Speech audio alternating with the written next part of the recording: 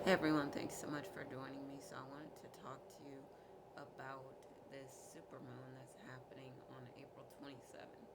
Tonight is the 26th, and so I've been hearing a lot about the supermoon, and you probably have too. So one thing that I wanted to mention is with that opposition with Mars and Pluto, and before I kept saying Mercury, but with this opposition with Mars and Pluto, and I did another video about that, which you could check out also. Um, I, I did this video about the opposition with Mars and Pluto because I think it's interesting. The two of them would be facing each other and having an encounter, and the two of them are both, I would consider, very explosive planets. Now, Mars is my ruling planet. I'm an Aries, and Pluto is the ruling planet for Scorpio. So, Mars, people know, know it as a red planet, but it could be the, in history, it's been Mars, the god of war, but Mars, sorry, is associated with a lot of different things. Um, Fiery energy. It can be war. It can be impulses. It can be a temper. It can be combativeness. Sorry.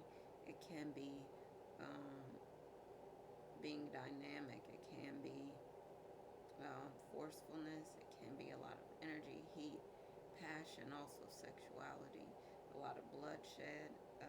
So if there's conflict, for example, in different places in the world, it can come to a head at a time like this. It can be especially terrible. So I was talking about that in that video about the opposition of Pluto and Mars.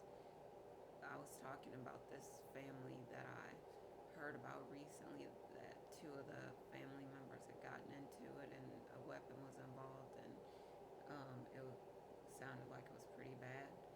And they, as far as I knew, they hadn't really gotten into it that bad before. But that's an example of what can happen now with the supermoon. I've also heard recent supermoons that people have gotten into more fights, arguments, like than in the past, and there's been a lot of unnecessary stuff. But um, so there can be, a lot of things going on, and for Pluto, similar energy with the opposition with it can be destruction, can be transformation, it can be the underworld, it can be struggle, it can be some pretty deep psychological analysis as well. There can be, if I didn't mention it already, provocative energy, sexual energy, can be um, force, it can be power, it can be like a lot of things. It can be mind, like you're stepping on a mine. Can be also, on the other side, motivation. Can be a renewing energy. It can be regeneration. Can be um, a lot of things I already talked about, but transformation. So it doesn't always have to be bad. It could also be good energy. Could also be positive, creative energy. So it can be, the positive side can be the negative side. And so I want to focus a little bit more on the positive side, because if you think about relationships, um, this is the kind of energy that happens when when two people get together, maybe for the first time, when they reunite, when they come into union.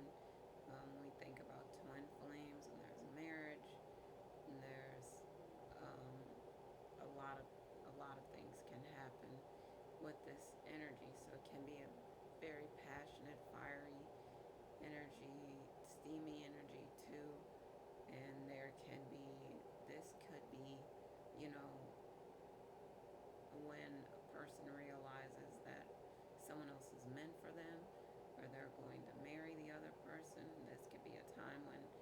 children are conceived. It could be a lot of explosiveness in an encounter like this. And so I think for, a lot of people using this energy the way that they can, the way that can be, constructive, productive, and all of that, I think we should be using it to, like, if we need to have tough conversations, there's energy that's pushing us to do it. In the last video, I think I was describing it sort of like you're backstage and all of a sudden you feel this force pushing you, and you're out in the spotlight talking on the microphone. So it's just that type of energy where you got to do something, you feel restless, you feel like you got to take action. Maybe you don't know what it is, maybe you do, and you've been hesitant, and now is the time to do it. And I would say, like I was saying in the other video, I think that I've been saying I need to do a video, and I felt the energy like today was one of those days where I was just like, all right, I gotta do it. I got to. So feeling the energy and knowing that I have to do something about it, and it's good. It pushes me to take the action that I need to take. I've been in this energy, in this place where I've been doing a more laid back type of energy, and I feel like a lot of energy has been pent up, and I need to let go of some of the energy. I need to put it out there because the energy needs to be out there. So I would say that when it comes to, like I was talking about, using it in a more constructive way, use it to take the actions that you need to take. Do you want to take a trip somewhere? Do you want to, make some plans to do something, to finalize your plans? Do you want to meet up with someone? Do you want to, have that date that you said you're going to have? Do you want to, have your first kiss or whatever it is? Do you want to reunite with someone? Do you want to have your, union with someone? And this is that energy as well.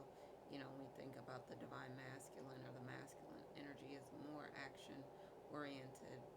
We think about Mars with the action oriented energy, but on this other side, Pluto is not backing down either, which can be very exciting for a couple, that the one side is willing, the other one is willing too. So if one person says something could really pop off in this encounter, and it can be very exciting and positive as well. So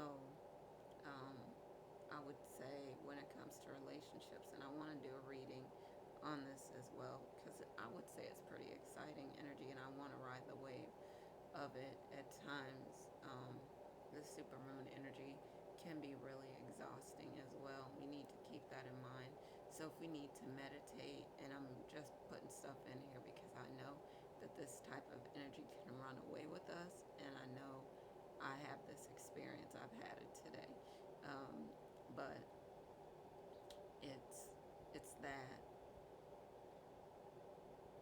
maybe we need to meditate with this energy. Maybe we need to get grounded, maybe walk outside. If we walk, outside with our shoes off even, it's good to get the grounding, to do our visualization and just imagine what we want it to be like. If we want to do, some writing, some scripting, some people call it scribing. If we want to, like I was saying, just having conversations that we need to have, making videos like this, doing creative things, I think can be awesome, and not continuing to hold in the energy, but to really use it to do some creative things for yourself. And then on the other side of it, feeling exhausted, it can be a really mixed and kind of chaotic energy that you experience. But if you work with it, I think you could get some amazing things out of it. So instead of like continuing to hold back, find a way to use this creative energy to do some things that you want to do. Again, like I was saying, you might feel totally energized and exhausted at the same time. So just, I would say, be patient with yourself and take your time. with this energy. For a lot of couples, keep in mind that you can have some explosive arguments and fight. Stay out of conflict, arguments and fights and things like that, and just try to keep your cool. If you do have some frustration, deal with it in a more constructive manner instead of starting fights and conflicts that can lead to breakups. This might be one of those super moons where, some couples don't make it because they're arguing and fighting with each other. Now, this is, like I was talking about, could be the super moon that someone gets pregnant on, or you have a reunion, or you come into union with your partner, whatever it is, because it is a pretty exciting and explosive type of energy. But yeah, just because it also can be a foundation breaking type of energy that you experience with the super moon, that means that your foundation was not strong enough, and that you need to rebuild it. When you do, it needs to be on something solid. Instead of sand, it needs to be on, stone. It needs to be made out of concrete so that it will stand up. Um, you may experience spiritual transformation. You may be more sensitive. You may be more, weepy and sad about the events of the world. You may be more intuitive. Your consciousness may continue to develop. There can be a lot of things that are going on with this super moon. So I would say just trying to harness the energy and use it in a good way. So if you do want to get some things done, don't back away from getting some things done that are like action oriented, things that you need to do, that you've been holding back maybe until you got the energy. Now you got the energy, get some things done, be constructive, do some good things with this energy. Could be you're building a business, could be you're going in a different direction, could be you're doing something related to spiritual things, spiritual matters. This may be the beginning of a practice like that, spiritual practice, spiritual teachings. Maybe you're putting more spiritual teachings out there. But I would say it would be great if you can ride the wave and use this energy in a good way. I think I'm going to end this video because I want to do this reading as well. And looking forward to, bringing you some more videos on different topics. And I think that's it for this video though. But just, I think the name of the game is use the energy in a constructive way to create something, or help you to do something that you've been wanting to do, maybe even holding back, and you need to just do it. All right, so thank you again for joining me, and I'm going to talk to you out in the next video. As always, happy lightning fast manifesting. All right, y'all. Bye for now.